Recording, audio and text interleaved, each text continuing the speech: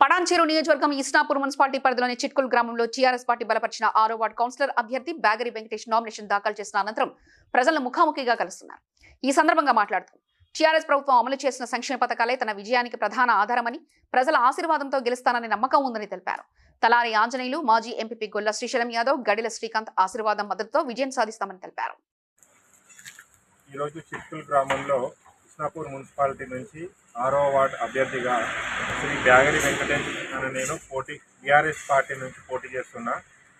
ఈ వార్డులో ఉన్న ఎటువంటి చిన్న చిన్న పనులు కానీ ఎటువంటి సమస్యలు ఉన్నా వాటిని నెరవేరుస్తానని, వాటి కోసం నేను ముందుండి పనిచేస్తానని, వాటిని నమ్మి నాకు బీఆర్ఎస్ పెద్దలు పైన శ్రీకాంత్ గౌడ్ గారు కానీ, ఆదర్శ్ రెడ్డి గారు కానీ, హరీష్ రావు అన్న వరకు, సీనన్న వరకు, ఎర్రల సీన్ వరకు మొత్తం మా ఊర్లో ఉన్న శ్రీశైలం అన్న, విష్ణన్న, ఆంజనేయులు అన్న, ఇలా ఊరందరూ కలిసి నాకు పెద్దలందరూ కలిసి బీఫామ్ ఇప్పించారు.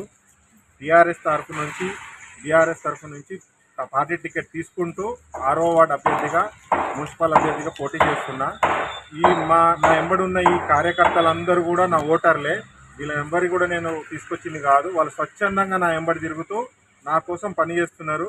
వాళ్ళ కోసం నేను ఎప్పటికైనా రుణపడి ఉంటూ ఎల్లవేళలా వాళ్ళ కోసం కష్టపడి వాళ్ళ కోసం పనిచేస్తానని మాటిస్తూ, వాళ్ళందరికీ ముందుంటానని మాటిస్తూ కారు గుర్తుకు ఓటేయాలని అందరికీ